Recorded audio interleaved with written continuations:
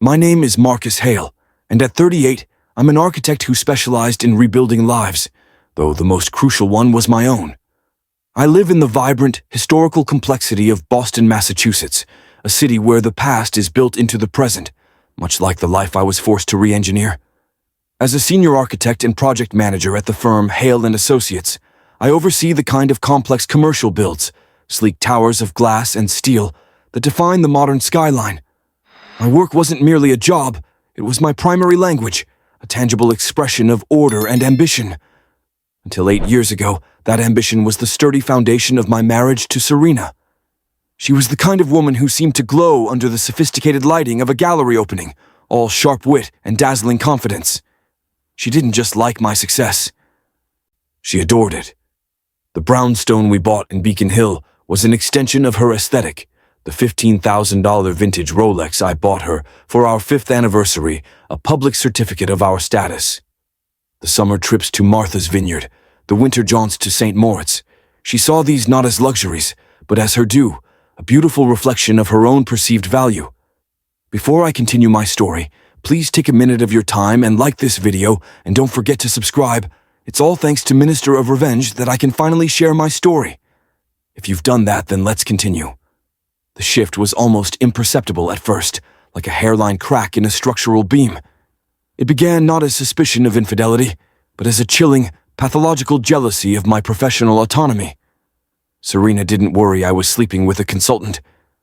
She worried I might enjoy their company more than hers, that the confidence I displayed in a boardroom was confidence stolen from her emotional supply. She didn't want me to love her. She wanted me to need her, to be dependent on her validation. The pride she initially took in my work curdled. It soured when she realized that my career demanded my focus, my energy, and crucially, my time, which was time not spent exclusively validating her. This realization wasn't a sudden burst of anger. It was a slow, suffocating process that turned our marriage into a psychological pressure cooker.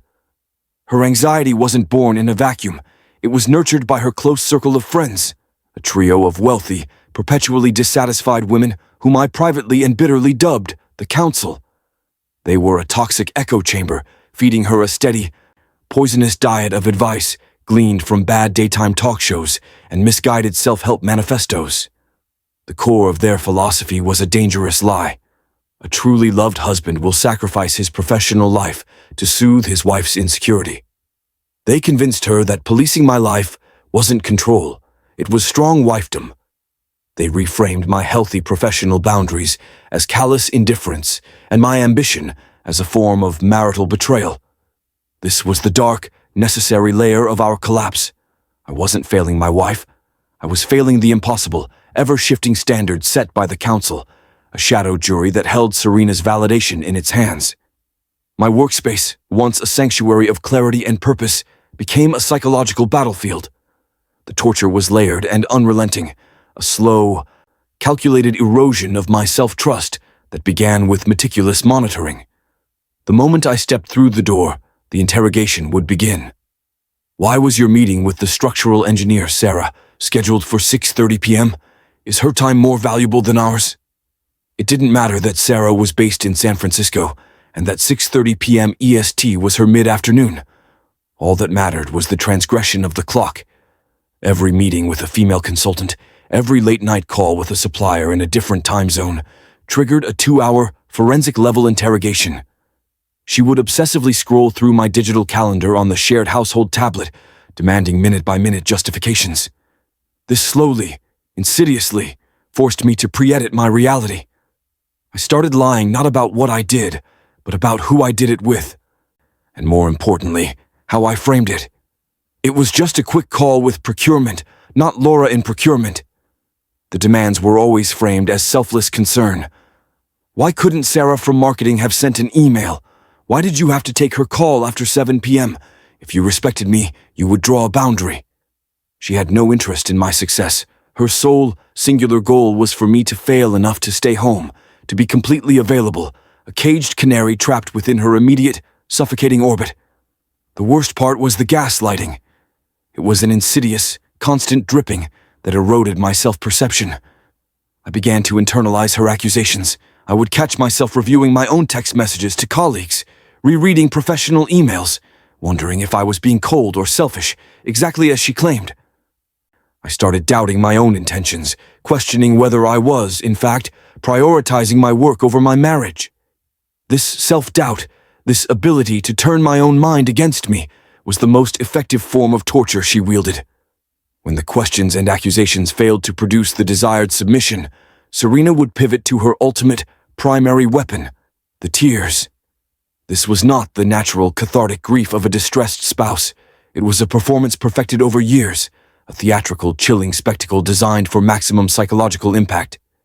She would sink onto the plush velvet sofa in the living room, completely silent at first, allowing the manufactured tears to stream down her flawless face.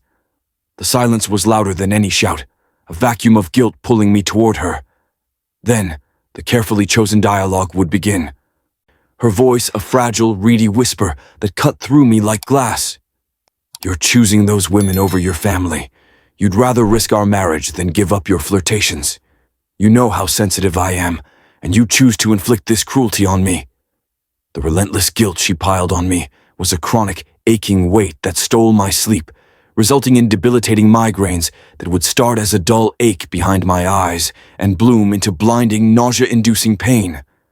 I developed a severe anxiety that had me constantly dizzy, a low-grade vertigo that never fully lifted. My focus, which had always been surgical in its precision, evaporated. I walked into client meetings with visible dark circles under my eyes, perpetually running on 4 hours of broken sleep. The mental fog was so thick that I once made a careless, nearly six-figure error on a procurement schedule for the structural steel of a new office park, a mistake that a younger, clearer-minded Marcus Hale would never have made. I was watching my firm, built on pure precision, crumble under the weight of her calculated, endless emotional demands. The emotional cruelty was an appetizer. The main course was the escalation to outright blackmail that targeted my livelihood, the very thing she claimed to protect. Her goal was no longer to keep me faithful, but to keep me impotent in the outside world. The ultimate act of sabotage, the moment that shattered the final pane of glass on my reality, came the day before a major pitch for the new downtown high-rise, the Centennial Tower, a contract that could define my firm for a decade and secure my reputation as a top-tier designer in New England. I had been working 17-hour days, fueled by coffee and sheer terror of her reaction. I was due to take an early morning flight to Chicago to present the final bid to the investment group. The night before, she launched her final, most devastating attack. She suddenly claimed to be struck down by a non-existent migraine, one that was too fragile to weather my departure. She didn't rage, she simply lay on the bed, her face a mask of suffering, demanding I cancel the flight and stay home because she was too fragile to be alone. When I insisted, my own voice thin and shaking with exhaustion and dread, she got out of bed with an eerie, calm focus. She didn't fight. She didn't scream. She simply walked into my home office, gathered a stack of my most sensitive client files, the ones containing proprietary structural schematics, costings, and negotiation strategies, and carried them to the kitchen. She placed them deliberately on the very edge of the marble counter, right next to the sink. Then, she turned the adjustable faucet tap, not fully on, but just enough to create a slow, steady, malevolent drip that echoed unnervingly in the silent kitchen. "If you leave, Marcus, you'll have to live with what happens," she hissed, tears already pooling in her eyes, not from distress, but from the concentration of a sniper. "You decide what's more important to you, the steel building or the life we built here. Before we continue, kindly tell me where you're watching from and the time. Kindly say it in the comment section. I'd be waiting." I stood frozen. The plans for the Centennial Tower, months of work, millions of dollars of potential revenue. The future of Hale and Associates were sitting inches from ruin, held hostage by a dripping tap and a woman who was willing to commit professional arson to prove an emotional point. My mind raced. To call the police would be to expose this terrifying madness publicly, possibly resulting in her being placed in psychiatric care, but certainly destroying the illusion of my perfect life and potentially harming my reputation in a conservative industry. To physically stop her would be a confrontation I knew she would use against me with devastating effect.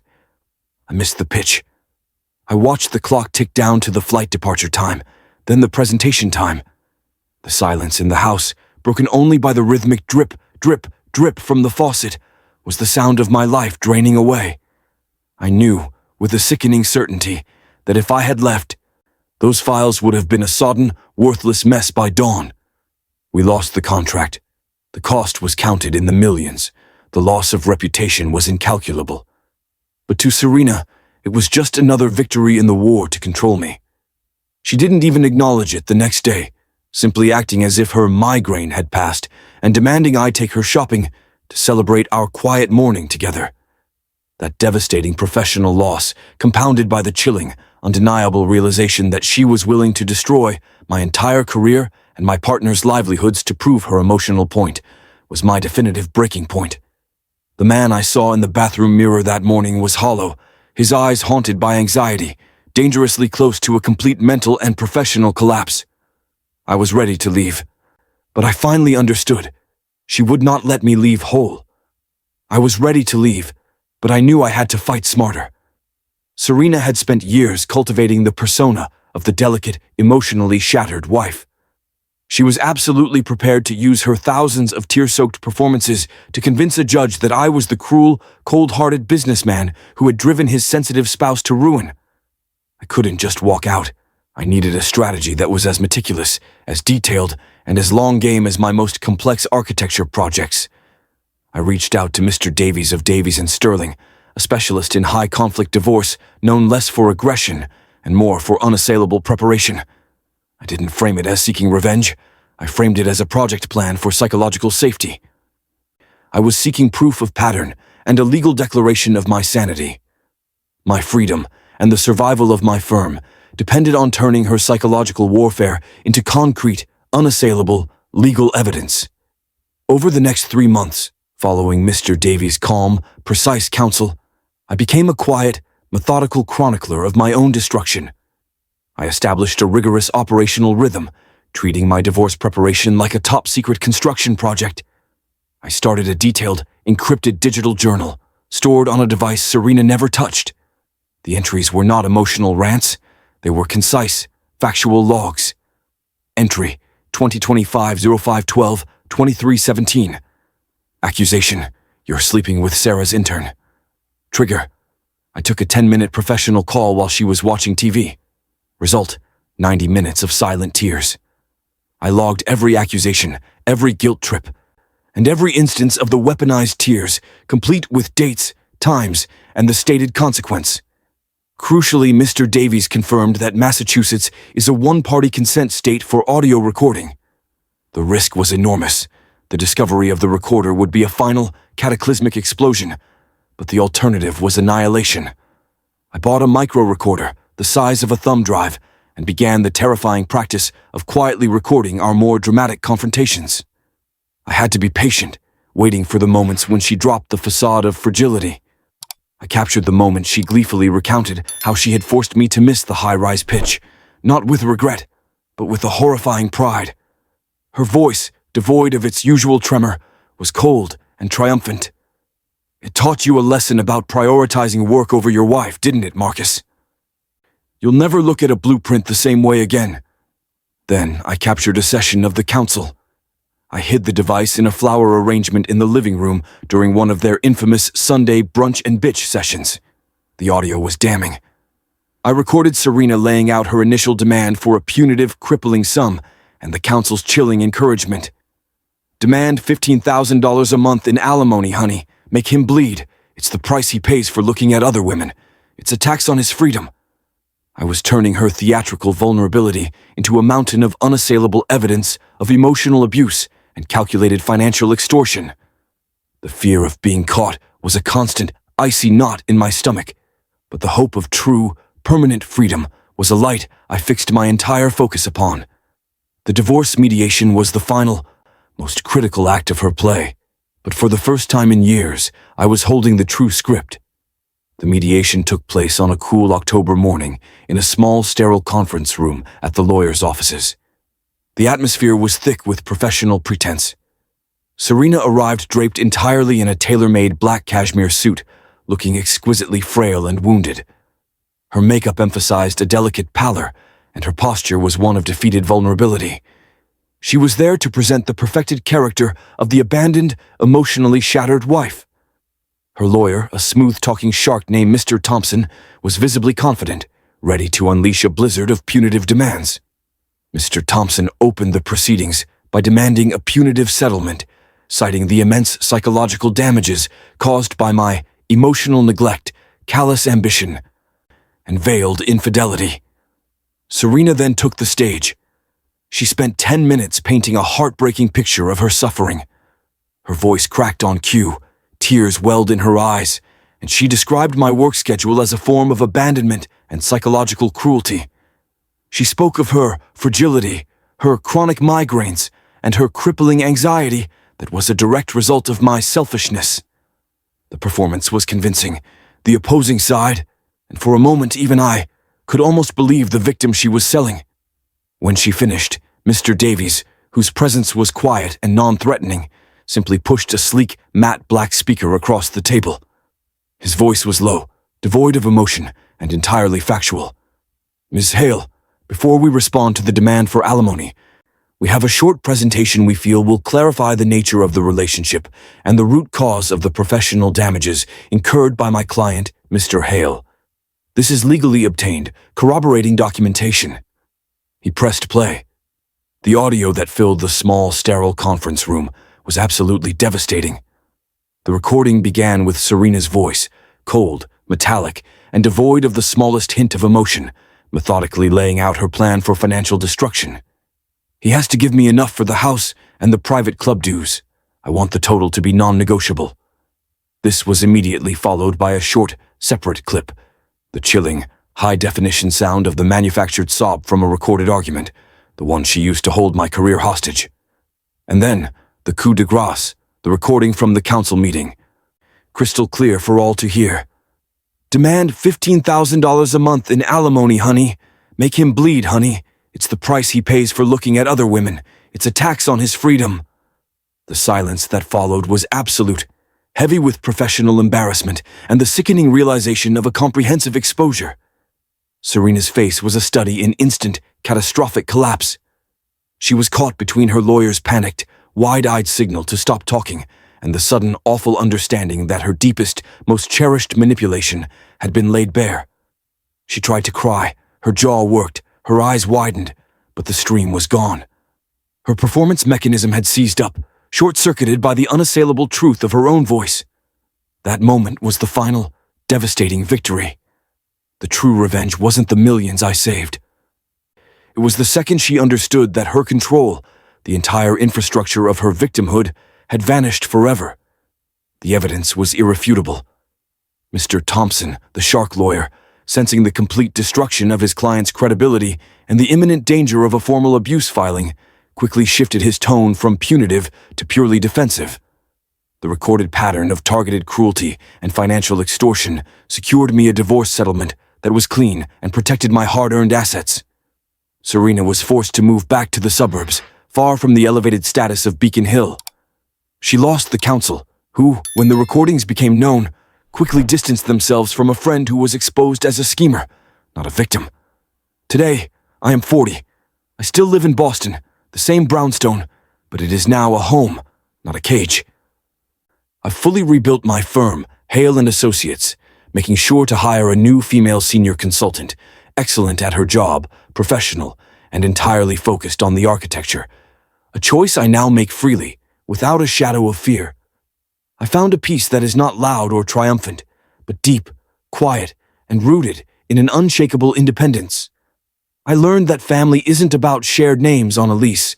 It's about people who genuinely see your worth and don't demand you sacrifice your soul for their control. I reclaimed my passion, my focus, and my life, proving that sometimes the most effective revenge is not an act of aggression, but the methodical, undeniable presentation of the truth. I rebuilt a life that is structurally sound, designed for freedom, and built to last. If you've ever had your love weaponized against you, drop a comment below and share what helped you survive. Don't forget to hit that subscribe button for more stories of turning toxicity into triumph.